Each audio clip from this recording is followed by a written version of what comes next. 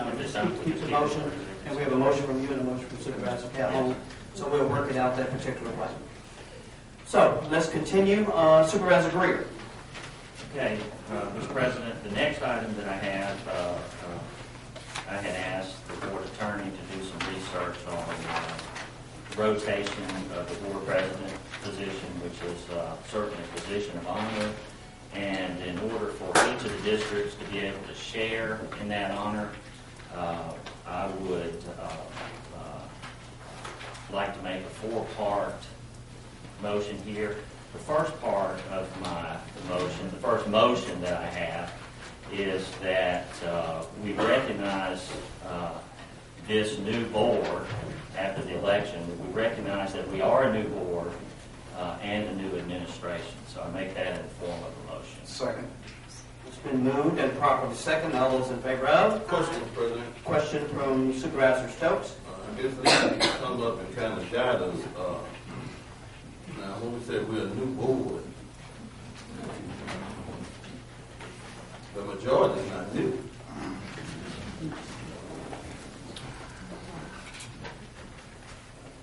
Supervisor Stokes, I provided a memo to the board last week. This question was originally brought up at the first meeting that Supervisor McWhorter and Supervisor Greer attended in November. At that time, there was a 4-0 vote asking the legal to look into what options, if any, were available with respect to board leadership. We researched that matter extensively. I did provide a memo to the board, and we're endeavoring to say that, in fact, we're probably in somewhat of a gray area. There is no legal case that is directly on point that says whether this is a new board or not a new board. There are some AG opinions with respect to the term of the president and vice president. They create a presumption, and then there are AG opinions which create exceptions to that presumption. And so, in accordance with the research and the memo that was produced, this is one of the options. It could be argued that since there are two new supervisors with over 50% of a term remaining, that this is the first meeting in January and indeed an organizational meeting. And I think that's the position that Supervisor Greer is taking. And there's other reason to take another position, Supervisor Stokes, without question. My first question would be the memo. Can you just kind of expound on the memo? My packet didn't receive it, and I don't get the email. Just tell us what the memo said. The memo cited the two statutes that are issued. That's the statute for an organizational meeting, which requires the election of the positions of president and vice president. Then there's a second statute at issue that says who's to preside over the meeting. And basically, that's the president. The vice president presides if the president's not here. If neither are here, then they're free to constitute a quorum or let someone preside over that meeting. Now, that's state law. Those are state statutes, yes. Is there any other state statute that says something about a new board? Only state statute says that in January, following the election, the board is to have an organizational meeting and elect one of its number president and one of its number vice president. That statute doesn't say whether it's following a special election or a general election. It just says the election. Well, obviously, we had an election. Thank you. Before I go to Supervisor McWhorter, I just wanted to make a comment as relates to this particular issue. I've talked with Peter about it regarding this particular issue. I think one of the things that we're looking at is rotating it on a 9.5 months basis, and this will give each and every member an opportunity to serve as the chairman of this particular body. I think that is, I think that's fair. I think that if we hold for 4 years, and that means that most of us would have to be here for 30 years in order to serve in this particular capacity. I think that in being fair, I think that everyone will be rotated into this particular chair, and I think it is an honor, and it is something that everyone should have an opportunity to do. So I'm actually in agreement with this because of the fact that I think that everyone should have an opportunity, and everyone should be afforded that particular opportunity. Supervisor McWhorter, then Supervisor Stokes. Thank you, Mr. President. Attorney, what I wanted to find out, is there any specific state statute or law that is in place that says we cannot do what we're doing? No, sir. Thank you. Okay. Supervisor Stokes? Thank you, Mr. President. Mr. President, my position has always been I never want to be president of any organization. I served over 20-some years in the city of Jackson on the city council, president, and never wanted to be president. But we must follow state law. Now, we all been through training, and we all know that they said 4 years. The president's supposed to be up for 4 years. Now, if it takes Hines County to be the county, if this law is going to change, we just have to change it in court. Now, whether we agree with Mr. Graham being president or not, the issue is we follow state law.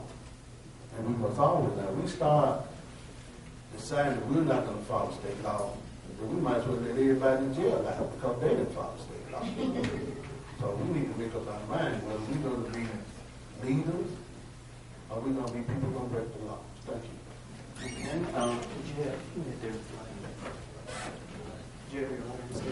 Okay, Supervisor Galvin? Being a member of the Mississippi State Association of Supervisors, interacting with supervisors from all places, I do know that most boards within the 82 counties of Mississippi rotate the position of their president and vice president, the positions of their president. Don't know of any of them going to jail yet. Okay.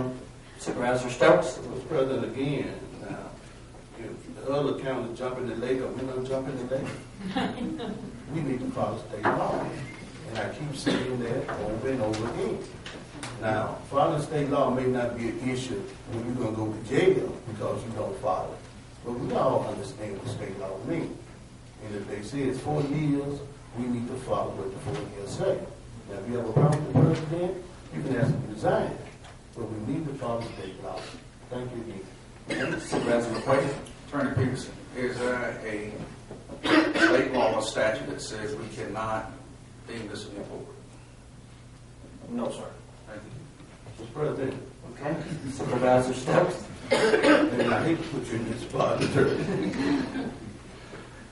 Is there a state law that states, and I brought it the last one, which I brought it here, that says that the president is supposed to be there for 4 years? No, sir. What does it say? The law says that in January following the election, and the important word there is the. It doesn't say a general election, it doesn't say a special election, it just says the election. That's why we're in the gray area. In January following the election, the board shall organize and elect one of its number president and one of its number vice president. For what period of time? I'm getting there, Supervisor Stokes. That statute does not say that the individual is elected for 4 years. It is silent as to the length of time. There is then a presumption in certain AG opinions that it is indeed a 4-year position. And then there are certain other AG opinions that create exceptions to that.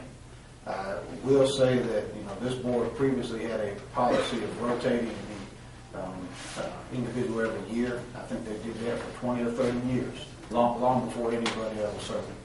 The 9.5 month model is currently used by Rankin County as their model, and it was created and passed by their board at their organizational meeting, and their attorney at that time was Mr. Lem Adams, who went on to become president of the Mississippi Bar. And he represented Rankin County Board for a number of years, as well as his law firm. So I understand the question you're asking, Supervisor Stokes, and again, there's nothing directly on point that says it's 4 years. If so, I would have put that in the memo. I understand here and tell you. Well, has there been any conversation between you and Leslie Scott with Supervisor? I have not talked with Leslie Scott on this issue. No, sir. Could you please call, because I know when I went to the class, that's one of the things they told us without any question of doubt. It's 4 years.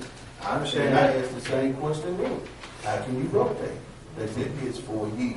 I understand that. And again, that's the presumption based on the Attorney General opinions.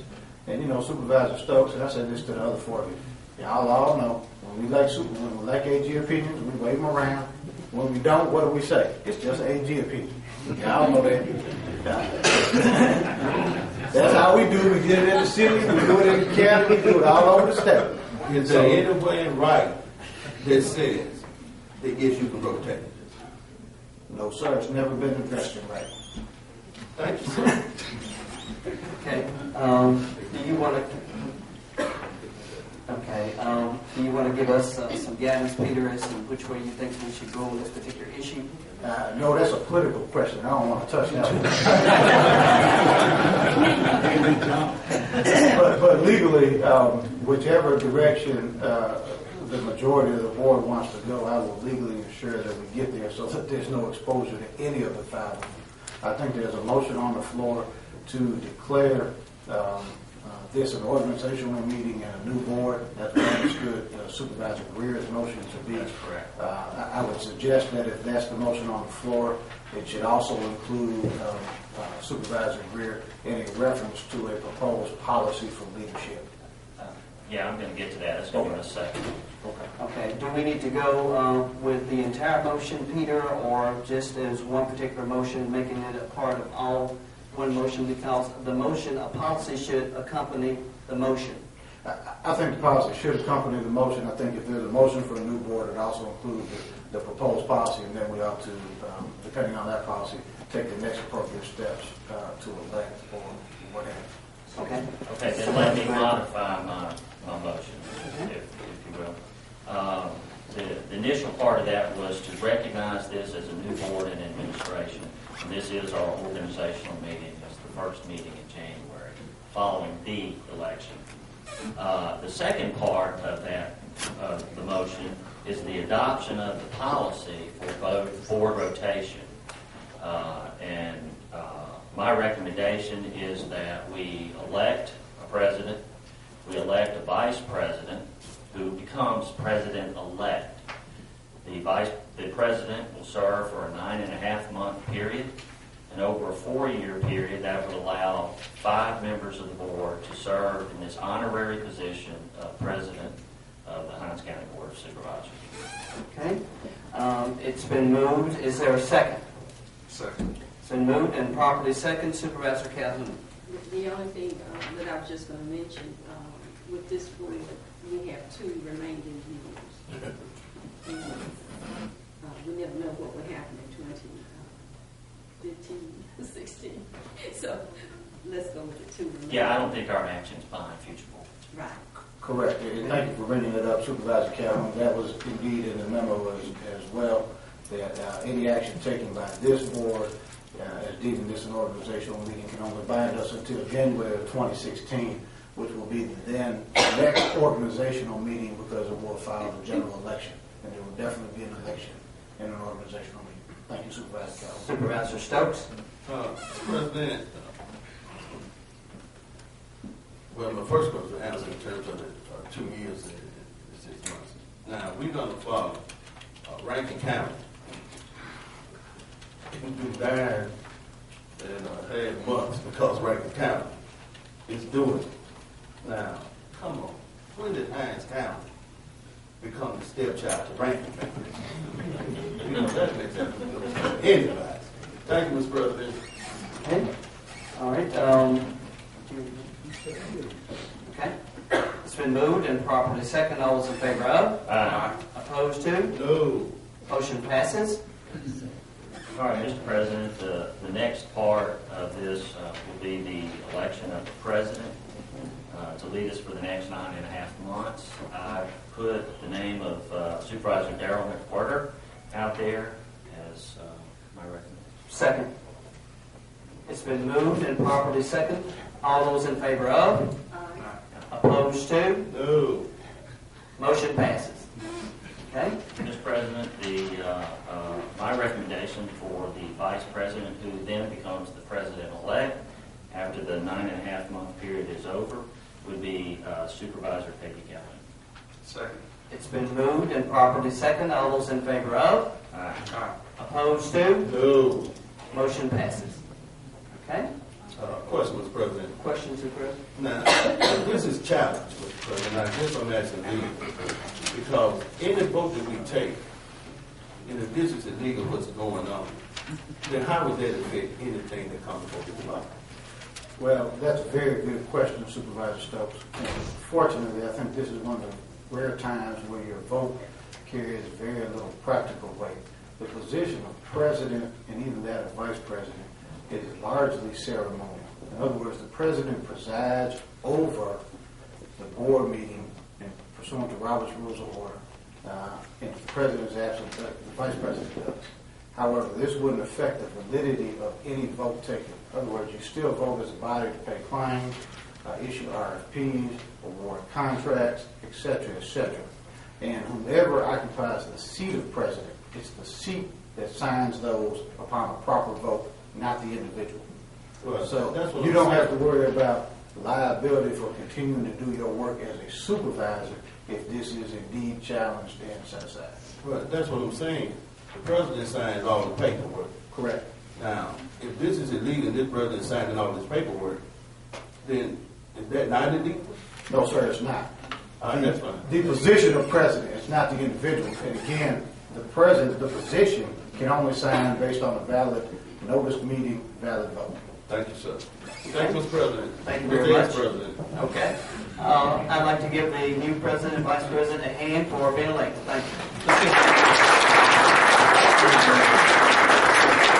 Again, I'd like to say that it is an honor, it has been an honor doing this particular position, and I do think that everyone needs to have an opportunity to sit in this particular chair to find out exactly what's going on and the responsibilities and the duties, and I will do whatever I can to make sure that I assist you in whatever way that you need to. Okay? Supervisor Greer, continue. That's all. All right, we'll now go to the Honorable Kenneth Stokes. Thank you, Mr. President. Mr. President, I want to start off first with Atmos Energy, and we have Mr. Leslie here from Atmos Energy. Mr. Leslie, please. Mr. Leslie, I have two concerns. The first concern is that in certain parts of rural Hinds County, the citizens out there, they're concerned that they're on this propane